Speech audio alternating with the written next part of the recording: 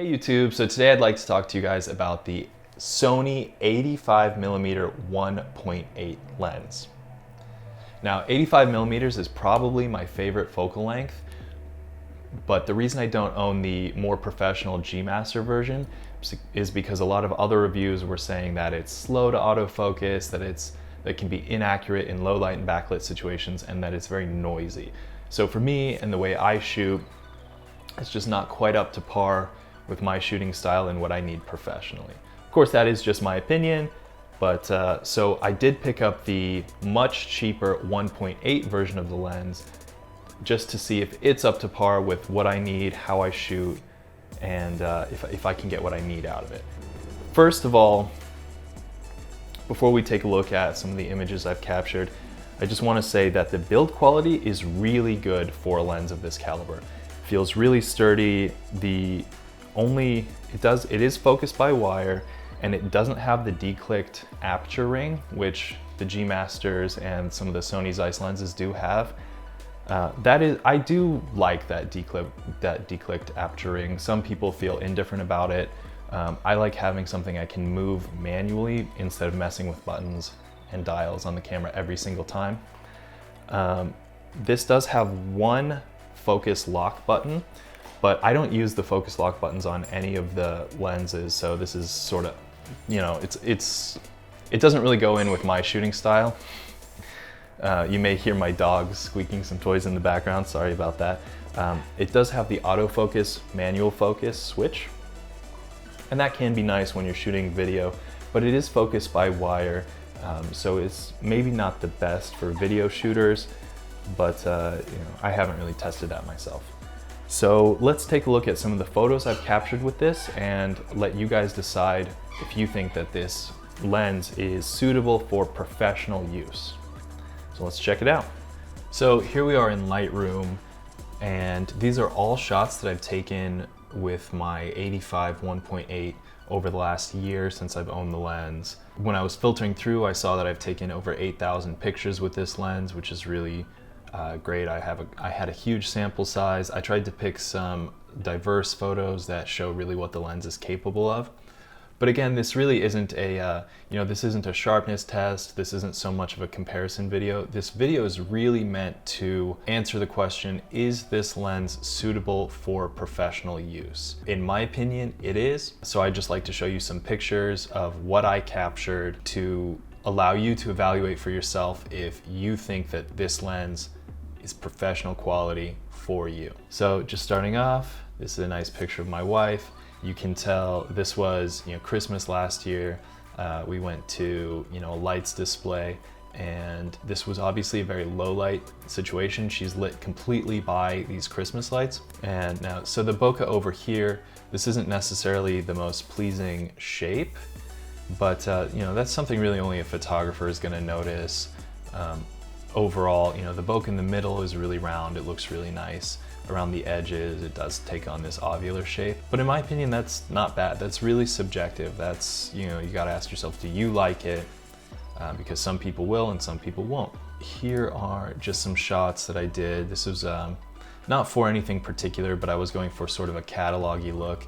Again, we've got some nice bokeh, we've got a lot of great sharpness. These are the JPEG versions, so these are scaled down a little bit, so the sharpness might not be quite as sharp as if I was showing you guys the raw files. But you can see in her hair, and this was at 3200, and that also says a lot about the camera. I believe I shot this on the Sony a7R II a while ago, before I got the a7R III, which I shoot with now. In terms of the sharpness coming out of this lens, you can see in the hair, even at 3200, this is really pretty impressive. And the bokeh and the out of focus area is just really pleasing. Like if you really look at it, there's this ugly car over here, and that's really not even that far away. But the 85 does a really great job of just turning that into mush. So, and again, we have the same model here with a nice neon. Again, this says a lot about the camera being able to pull this kind of dynamic range out of it. If you can imagine, this photo unprocessed was very contrasty, a lot of like very bright lights and some deep shadows. But the fall off You know, 85 is great because you can step in and get some closer up shots. Here's the same model again. This is a little bit more like, this is not a headshot, but this is a little bit more like headshot framing. And we've got some great bokeh. Again, ISO 3200, and we get a lot of great sharpness, a lot of great detail, which again does speak a lot about the camera as well. But if you mix a sharp camera, a high megapixel camera like the Sony A7R series with an unsharp lens, you're not going to get the results you're looking for. So, but again, we've got, this was at an arcade, and we have some of these crazy lights, and we got that really nice look. So, but back to what I was saying about the framing, with an 85, you can get that headshot look, and you can also, you know, like these other photos we were looking at, get that like waist up look, and still get a really nice blurry background. Of course, you know, that you could do that kind of thing with any lens, but the focal compression, or what we now know is just the compression based on how far away you are from your subject. With the 85, I think that's really pleasing, whether it's a headshot, full body, or two-thirds or one-third shots. And then here we've got sort of like a senior portrait style picture. The 85, I got really far away to make this an environmental portrait, but I didn't want to use a wide angle lens. I wanted to get this compression. And so, you know, I shot at 1.8 to make the background as blurry as possible. And I really do like the way that the trees up in the corners are in focus, and then they fall off really quickly. So, you know, it's not a 1.2 lens, it's not a 1.4 lens, but we do have that fall off, and we do get a nice sharp focal point in the middle. And so there's not a lot of, you know, like round, spherical, light bokeh, but we do get some really creamy transition into out of focus areas here. And so far I've just shown you portraits.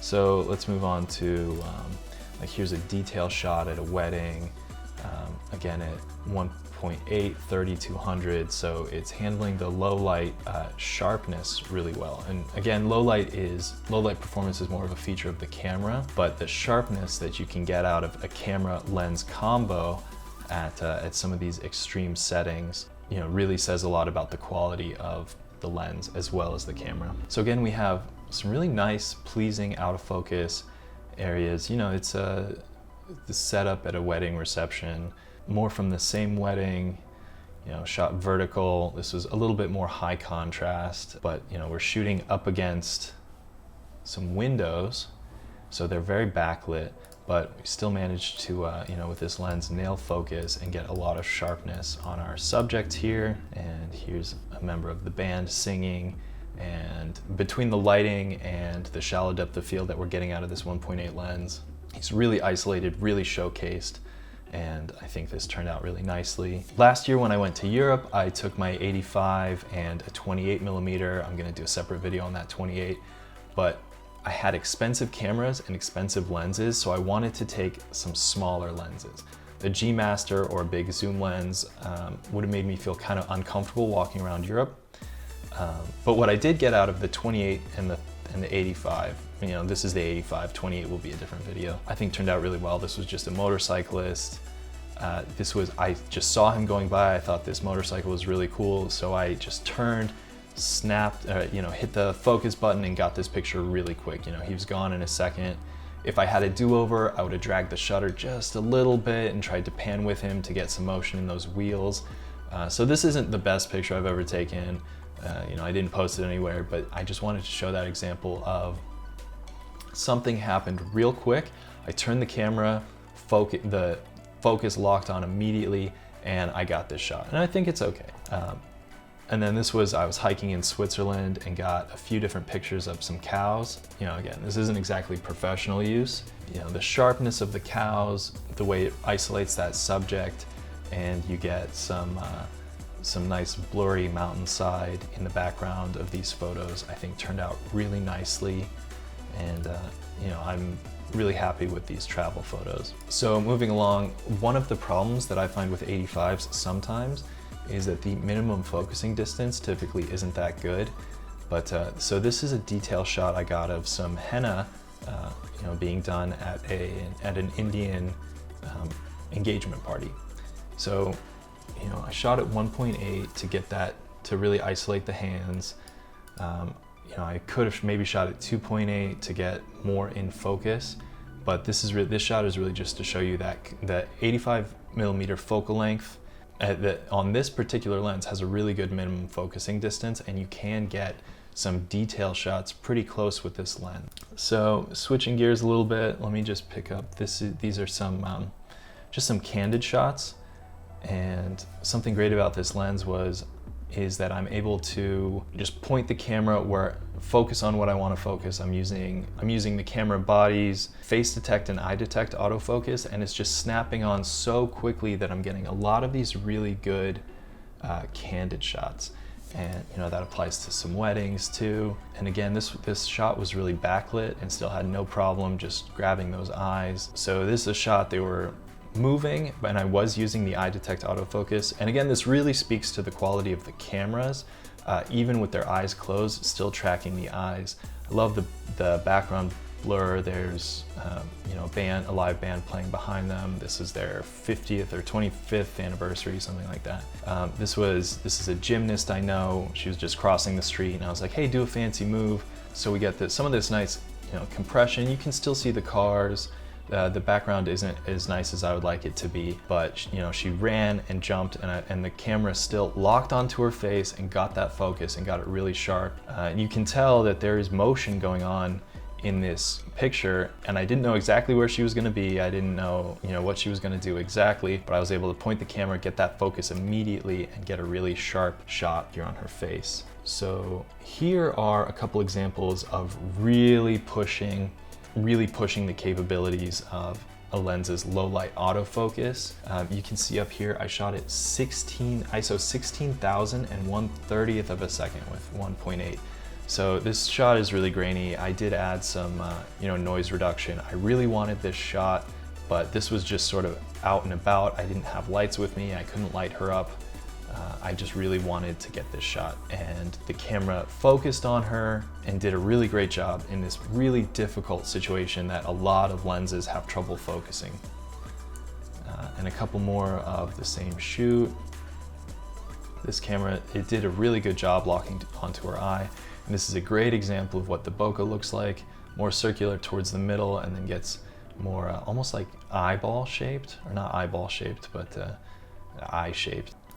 This was another example of really pushing the low light capabilities. This was a surprise engagement, so I couldn't have very much gear with me, and this room was dark, but it still managed to lock focus as he knelt down.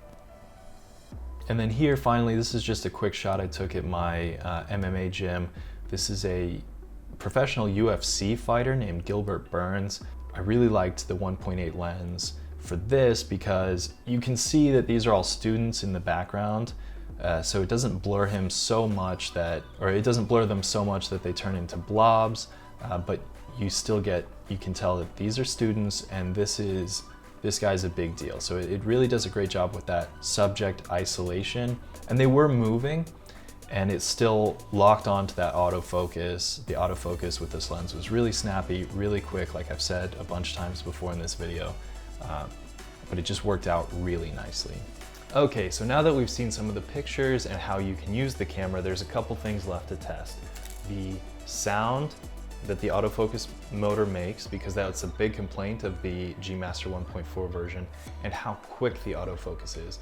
So I've got the lav right here, so I'm gonna hold the camera pretty close and see I'm focusing back and forth between the camera that I'm recording this on, which is pretty close to me, and the furthest point away in my house, which is pretty far. And you can see that beep as I move is happening pretty much right away. This thing has really snappy focus, and I do really love that about this lens. I'm not stressed out when I'm in a low light situation and need to just lock focus on somebody right away. It does a really great job with that. I am focusing, I'm hitting the back button autofocus, and I don't know if the lav is picking up anything, but I can't hear anything as it focuses in terms of the autofocus motor. So it focuses very quietly. That's going to be great for video, especially if you have one of these one of the newer Sony cameras that does have that continuous tracking in video mode. It's really useful, especially because it is focused by wire. But yeah, really fast, really accurate, very quiet. So in terms of autofocus speed and the sound that the autofocus motor makes, this lens absolutely gets an A+. So anyway, thank you guys so much for watching. Please be sure to like and subscribe. Please let me know in the comments if you want more videos like this or any other type of video. And if you're interested in the Sony 85mm 1.8 lens, please check out the link in the description below. And thanks for watching.